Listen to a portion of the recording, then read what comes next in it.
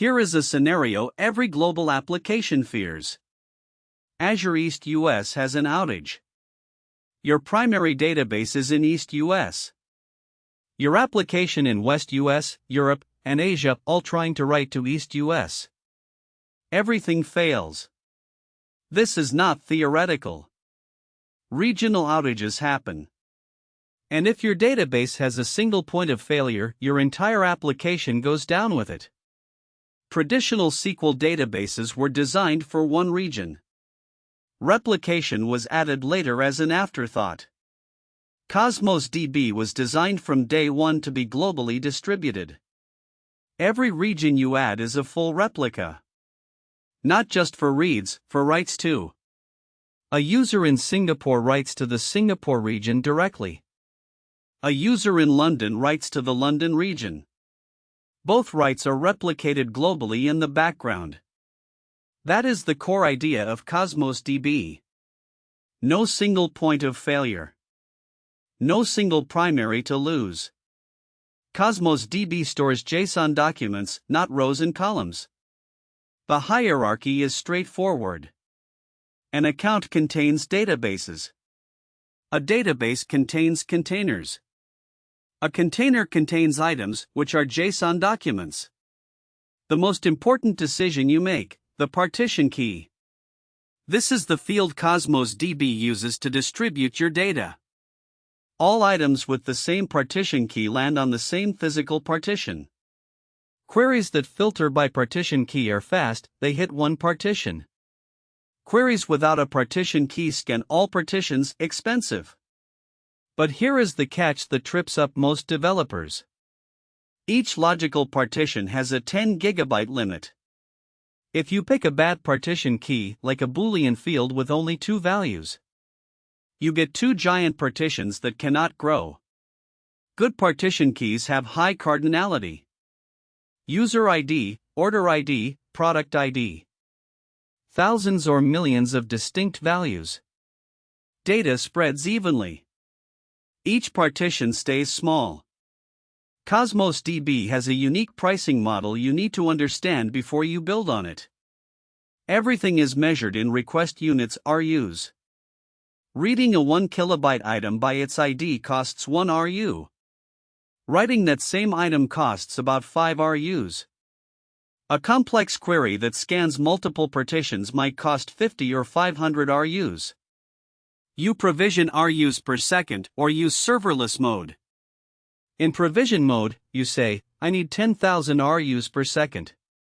You pay for that capacity whether you use it or not. In serverless mode, you pay only for the RUs you actually consume. And this is where most teams get surprised by the bill. Cross-partition queries are expensive. A query without a partition key filter must check every partition. On a large container, that is thousands of RUs per query. The rule: design your queries around your partition key. Every hot query should include the partition key in the filter. If a query cannot include the partition key, consider a different partition key.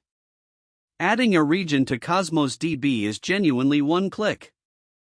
Go to your Cosmos DB account. Click Add Region. Select Southeast Asia. Click Save. Within minutes, your data is fully replicated there. Users in Singapore now read from Singapore.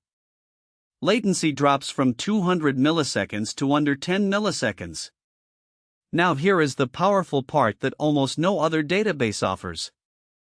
Multi-region writes. Enable it and every region you have added becomes a primary. Singapore users write to Singapore. London users write to London. Both writes are valid. Both are replicated everywhere. But here is the question you are probably asking. What happens if two users in two regions update the same item at the same time? That is a conflict. And Cosmos DB has a built-in conflict resolution policy. Last write wins, based on timestamp, is the default. Or you write custom conflict resolution logic. For most applications, last write wins is perfectly fine.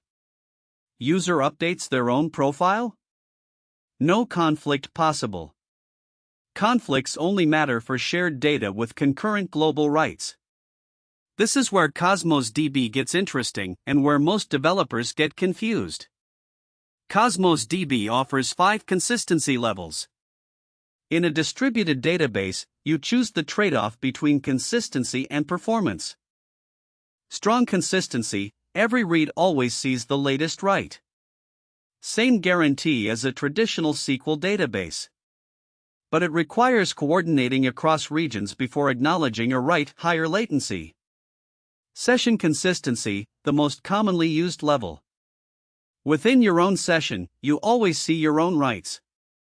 If you update your profile, you immediately see the updated version. Other users might see a slightly older version that is acceptable for most use cases. Eventual consistency, the fastest option. Writes are replicated asynchronously. Reads might be slightly stale. Perfect for non-critical data view counts, like counts, analytics. The rule most teams follow: start with session consistency. Downgrade to eventual for read-heavy, latency-sensitive paths. Only use strong when your business logic truly requires it, and accept the cost. Here is one of the most underused features of Cosmos DB.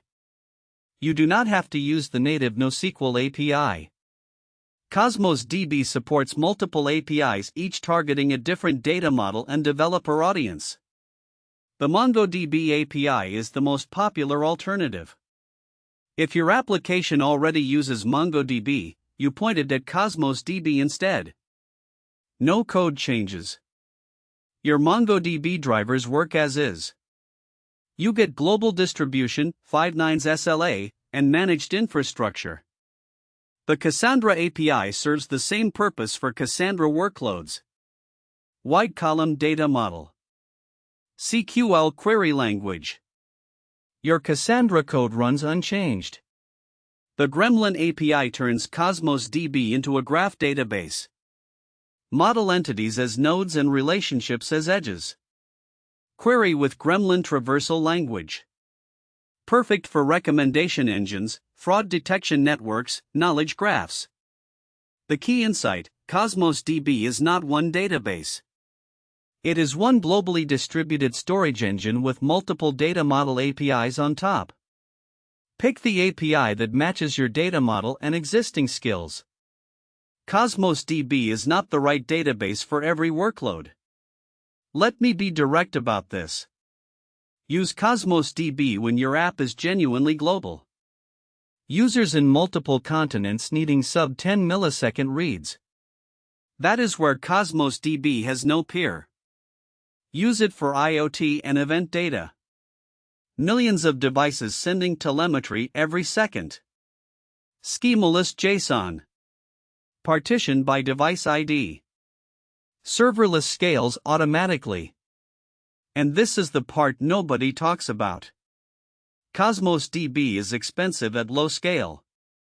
A small application with predictable load pays more on Cosmos DB than on Azure SQL Database or PostgreSQL. The sweet spot is high throughput, variable load, global reach. If your app is a simple CRUD application used by one team in one office, Azure SQL Database or PostgreSQL is cheaper, simpler, and perfectly sufficient. Choose the right tool for the job. Cosmos DB is a powerful tool. Use it when the job requires it.